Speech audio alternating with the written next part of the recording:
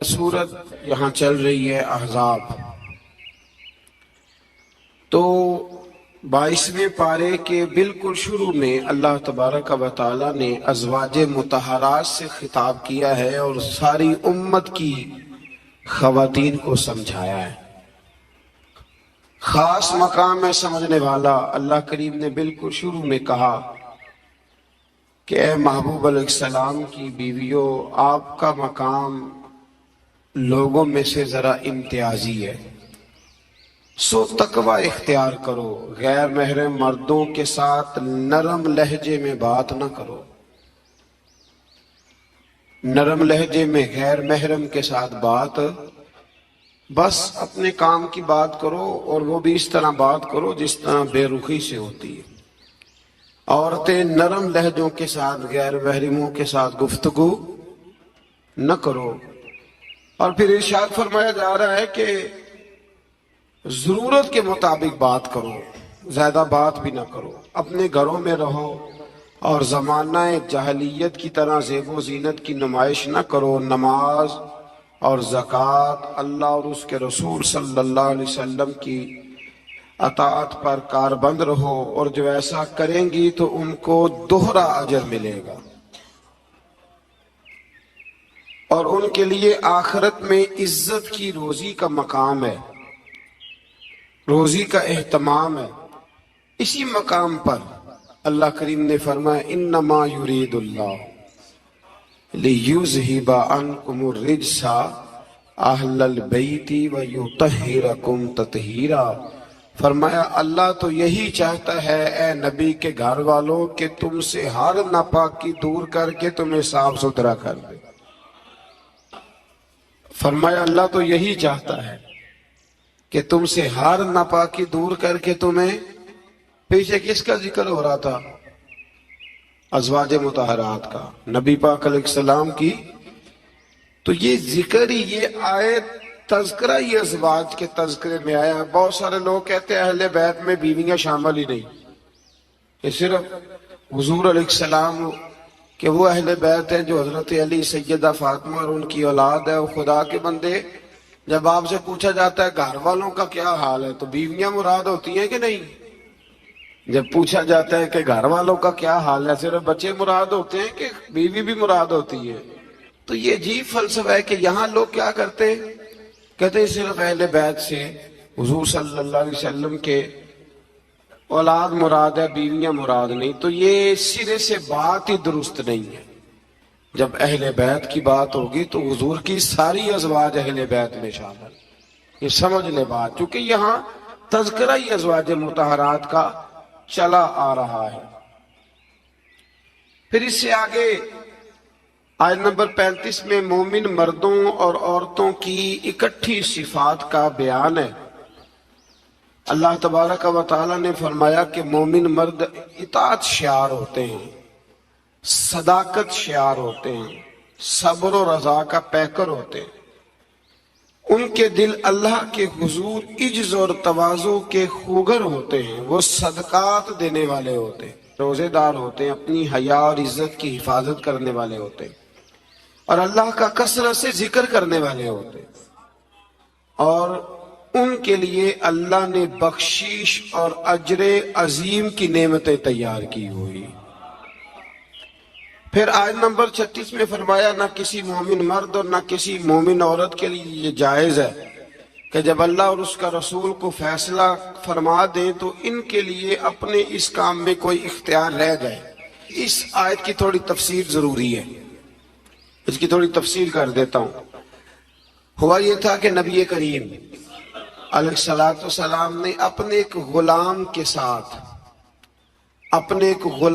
ساتھ اپنی ایک عزیزہ جو حضور کی رشتہ دار بنتی تھی، حضرت زینب بنت جہش، ان کا نکاح کرنا چاہا، پیغام نکاح بھیجا۔ انہوں نے کہا جی ہم قریشی خاندان سے ہیں اور یہ غلام ہے تو اس کو کیسے رشتہ دے دیں، حالانکہ حضور نے پیغام بھیجا تھا، اتنے بڑے ہم ہو کے تو ایک غلام کو رشتہ دے دے۔ تو اللہ نے حکم دے دیا، فرمایا جب رب رسول حکم دے تو تمہیں اختیار ہی کوئی نہیں۔ اور جب یہ آیت نازل ہوئی تو وہ حضرت زینب بنت جہش کے گھر والے خود حاضر ہوئے، عرض کی حضور جہاں آپ کا دل کرتا ہے آپ بچی کا رشتہ فرما دیں، ہم اللہ رسول کے حکم کے آگے بات نہیں کر سکتے۔ آج بھی آپ دیکھ لیں، برادری پہلے اور دین معاذ اللہ بعد میں۔ برادری پہلے، بھائی شادی پہ کوئی بےہودہ حرکت نہ کرنا تو کہتے میری برادری نہیں مانتی۔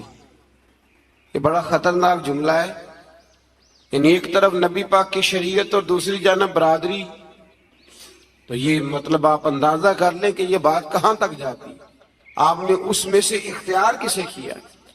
ہماری برادری وہی ہے جس برادری میں حضرت بلال حبشی شامل ہے، حضرت صہیب رومی اور عمار یاسر شامل ہے، وہ ہماری برادری ہے، ایک ہوں مسلم حرم کی پاسبانی کے لیے۔ اللہ توفیق عطا فرمائے۔ پھر اس سے آگے آیت نمبر 37 سے یہ مسئلہ بیان ہوا ہے کہ جو منہ بولا بیٹا ہے وہ حقیقی بیٹے کے حکم میں نہیں ہوتا، وہ حقیقی بیٹے کے حکم میں نہیں ہوتا۔ وہ میں پیچھے بھی بتا چکا ہوں، ہوا یہ تھا کہ ایک منہ بولے بیٹے نے طلاق دی تھی، تو نبی کریم علیہ السلام کے وہ منہ بولے بیٹے تھے، تو ان کی زوجہ سے حضور نے نکاح کرنا چاہا۔ لوگوں نے کہا کہ یہ تو یہ والا معاملہ ہے، تو فرمایا وہ جو منہ بولا بیٹا ہے وہ منہ بولا بیٹا ہی ہوتا ہے۔ مجھ سے ایک دفعہ ایک دوست نے سوال پوچھا تھا کہ منہ بولی جو بہن ہوتی ہے تو بھئی وہ غیر محرم ہوتی ہے، منہ بولی بہن غیر، منہ بولی ماں جو ہوتی ہے نا، ایک تو یہ ہے کہ وہ قبلہ کی عمر کو پہنچ جائے، اس نے بچہ چھوٹا سا لے کے پالا ہو، وہ معاملہ اور ہے، لیکن ہمارے ہاں جس طرح رشتے نہیں بن جاتے، جو اصل بہن ہوتی ہے اس کا پتہ ہی کوئی نہیں۔ بھائی جس کو اللہ رسول نے تیری بہن بنایا تجھے وہ پسند کیوں نہیں، اور جس کو رب کریم نے تیرے لیے رشتہ بنایا ہے تجھے وہ رشتہ قبول کیوں نہیں۔ اللہ تبارک و تعالی حقیقی مفہوم کی طرف ہماری توجہ لگائے، اسی میں ہمارا فائدہ ہے۔ تو پھر اسی طرح آیت نمبر 40 میں اللہ تبارک و تعالی نے وہ عظیم بات ارشاد فرمائی جس کی طرف امت کی توجہ ہونا بڑی ضروری ہے۔ فرمایا ما کان محمد ابا احد من رجالکم ولکن رسول اللہ وخاتم النبیین۔ فرمایا محمد صلی اللہ علیہ وسلم مردوں میں سے کسی کے باپ نہیں، ہاں اللہ کے رسول ہیں اور نبوت کو ختم کرنے والے ہیں، خاتم النبیین ہیں حضور۔ حضور نے فرمایا میں آخری نبی ہوں، میرے بعد کوئی نبی ضرورت بھی کوئی نہیں، اس لیے کہ میرے نبی نے کمی چھوڑی کوئی نہیں، ضرورت ہی کوئی نہیں، حاجت ہی کوئی نہیں، ضرورت ہی کوئی نہیں۔ بلا وجہ بعض لوگوں کو اللہ تبارک و تعالیٰ معاف کرے، روٹی پیٹ بھر کے کھانے کو نہیں ملتی تو نبوت کا دعویٰ کر دیتے، اور عجیب و غریب قسم کے لوگ ہیں جو میدان میں آ نکلتے ہیں، اور مجھے تو ان لوگوں کی سمجھ نہیں آتی جو دلیلیں پوچھتے ہیں اور پھر بعد میں کہانیاں سناتے ہیں۔ تو بھئی حضور آخری نبی ہے، رسول کریم کے بعد کوئی نبی آ سکتا؟ ایک بات کو سمجھیں، حضور کا تاج ہے ختم نبوت، یہ نبی پاک کی نشست ہے ختم نبوت، یعنی نبی ختم ہو گئے تو آخری نشست پہ حضور بیٹھے۔ تو اب جو کہتا ہے کہ میں نے بھی بیٹھنا ہے تو بے ادبی کرتا ہے کہ نہیں کرتا؟ اس لیے قادیانی اتنے برے ہیں، ان سے مسلمان اس لیے بیزار رہتے ہیں کہ وہ بہت بڑی بے ادبی کرتے ہیں۔ وہ نبی کریم علیہ السلام کے بعد کسی کو ذلی اور کسی کو بروزی نبی مانتے ہیں۔ بھئی رسول کریم پر نبوت ختم ہو گئی، اور نبی کریم علیہ السلام فرماتے ہیں میرے بعد کوئی نبی، فرمایا اگر کوئی ہو سکتا ہوتا نا تو خطاب کا بیٹا عمر ہوتا، جن میں صفتیں ہیں لیکن جو ہو سکتے تھے جب وہ نہیں ہوئے، جو ہو سکتے تھے تو ایک کانا آدمی، وہ کانا تھا مرزا، ایک آنکھ سے کانا تھا، اور عجیب اس کے باتیں تھیں، بڑے بڑے عجیب اس کو امراض تھے، اس نے اٹھ کے دعویٰ کر دیا۔ تو بڑے بڑے عجیب لوگ ہیں نا، ماننے والے تو شیطان کو بھی مانتے جاتے ہیں، معاذ، ماننے والے تو سب کو مل جاتے۔ اللہ تبارک و تعالی ہمیشہ حق پر استقامت عطا فرمائے۔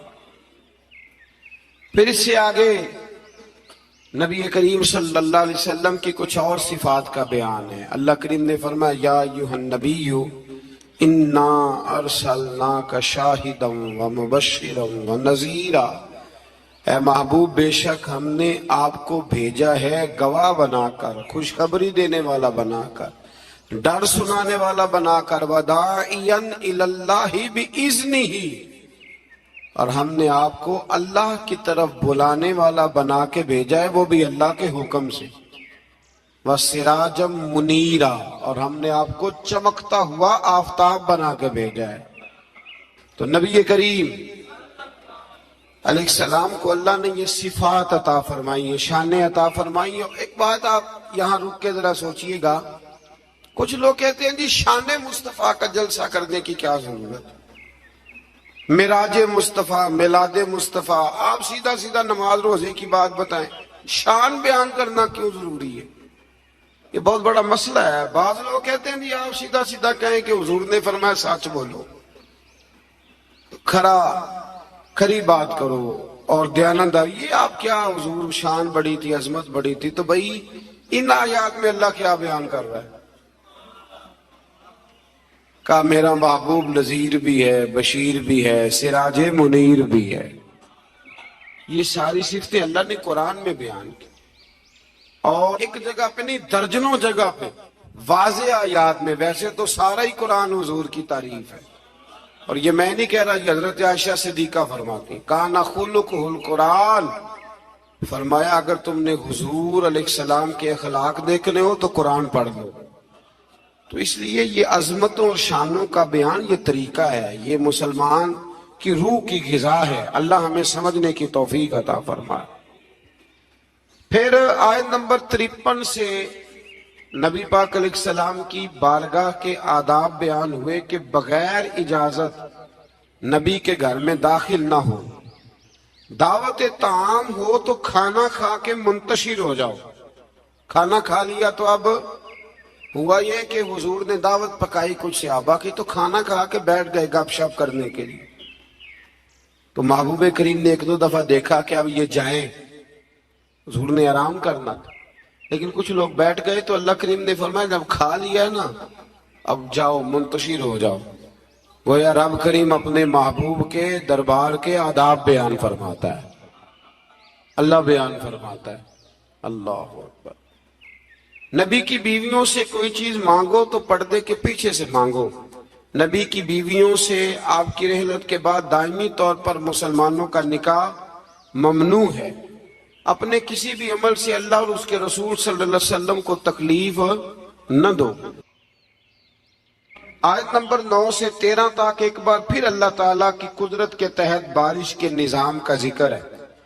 انسان کو اس کے جوہر تخلیق کی طرف متوجہ کیا گیا تاکہ سرکشی کا شکار نہ ہو، اور وہ یہ کہ مادہ کے پیٹ میں حمل کو بھی اللہ جانتا ہے، اور یہ کہ کس کی عمر میں درازی ہے یا کس کی عمر میں کمی ہے وہ سب اللہ نے کتاب تقدیر میں لکھ دیا ہے۔ آیت نمبر 12 سے فرمایا کہ میٹھے اور کھارے پانی کے سمندر برابر نہیں ہوتے، میٹھے اور کھارے پانی کے سمندر برابر نہیں ہوتے، لیکن فرمایا سب سمندروں سے تمہیں مچھلی کا تازہ گوشت ملتا ہے، پانی جیسا بھی ہو، اور تم ان سے پہننے کے زیور بھی نکالتے ہو، اور کشتیاں پانی کو چیرتی ہوئی چلی جاتی ہیں۔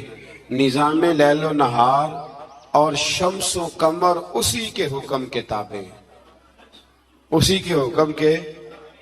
یہ چاند سورج اگر کسی انسان کے قبضے میں ہوتے تو کب سے اختلاف ہو گیا ہوتا، کوئی کہتا ادھر سے نکل، کوئی کہتا کم از کم جو حکومت بدلتی وہ تو ضرور بدلتی ایک دفعہ، پچھلے لایا ہے لہذا معاذ اللہ ہم نہیں چلنے دیں گے۔ اللہ نے فرمایا یہ اللہ کے تابع ہے، رات دن کا آنا بھی اللہ کے، اور نظام شمس و قمر بھی اللہ کا۔ آیت نمبر 18 میں بتایا کہ کوئی بوجھ اٹھانے والا دوسرے کا بوجھ نہیں اٹھائے گا، یعنی ہر ایک کو اپنے اپنے عمل کا جواب دینا ہوگا، اور جو تزکیہ اور تقوی اختیار کرے گا تو اس کا فائدہ اسی کو پہنچے گا۔ پھر فرمایا اندھا اور دیکھنے والا، ظلمت اور نور، سایہ اور دھوپ، زندہ اور مردہ لوگ برابر ہو سکتے نہیں۔ یہاں کفار اور منکرین کو اندھے، ظلمت، دھوپ اور مردے سے تشبیہ دی گئی، اور گویا اللہ کریم نے اہل ایمان کو آنکھوں والا کہا، نور والا کہا، سائے والا کہا، اور فرمایا یہ ہیں وہ جو زندہ ہیں۔ کافر زندہ رہ کے بھی زندہ، اقبال نے کہا تھا زندگی زندہ دلی کا نام ہے، اور مردہ دل کیا خاک جیا کرتے، تو دل زندہ ہو تو پھر ہر شے۔ ایک دانشور کا ایک قول ہے، وہ کہا کرتے تھے رشتے احساس کے ہوتے ہیں، رشتے اور احساس نہ ہو تو پھر رشتے بھی۔ آپ کو پتہ ہے نا، بہن کا اگر خیال آ گیا تو پھر بہن ہے، لیکن اگر بھائی کہے کہ نہیں جی میرے بہنوئی نے ضائع بڑے کیے ہیں پیسے، وہ تو سارا اس خاندان کو چلا جائے گا تو میں بہن کے بچوں سے، تو یہ احساس ختم ہو گیا۔ تو فرمایا کہ یہ زندہ رہتا ہے، جو مومن ہوتا ہے، مومن زندہ ہوتا ہے، کافر مردہ ہوتا ہے، اس لیے کہ اس کا دل مردہ ہوتا ہے۔ اللہ تعالیٰ نے ان آیات میں یہ بھی بتایا کہ حجت الہیہ قائم کرنے کے لیے ہر قوم کی طرف نذیر یعنی روشن دلائل اور الہامی کتابیں دے کے نبی اور رسول بھیجے گئے، لیکن ہر دور میں پیغام حق کو جھٹلانے والے موجود رہے۔ آیت نمبر 27 میں فرمایا کہ ایک پانی سے مختلف رنگوں کے پھلوں، ایک ہی پہاڑی سلسلے سے مختلف رنگوں کے پہاڑ، ایک نوع انسانی سے مختلف رنگوں کے لوگ، اور چار پایوں اور جانوروں کو مختلف رنگوں میں پیدا کرنا، یہ اللہ تعالیٰ کی وحدانیت کی دلیل ہے۔ ایک باپ کے چار بیٹے ہوتے ہیں، چاروں کی شکلیں علیحدہ ہوتی ہیں۔ یہ نہ مسل پہ غور نہیں نہ کرتے، ورنہ فوراً بندہ کیا اٹھتا ہے کہ سبحان اللہ و بحمدہ، سبحان اللہ۔ آپ غور کریں، ہر بندے یہ چیزیں لوگ بناتے ہیں نا جی، اس میں اتنی ڈال دو، اس میں اتنی ڈال دو، اتنی، تو ایک طرح کی چیزیں بنتی جاتی ہیں، ایک کی طرح۔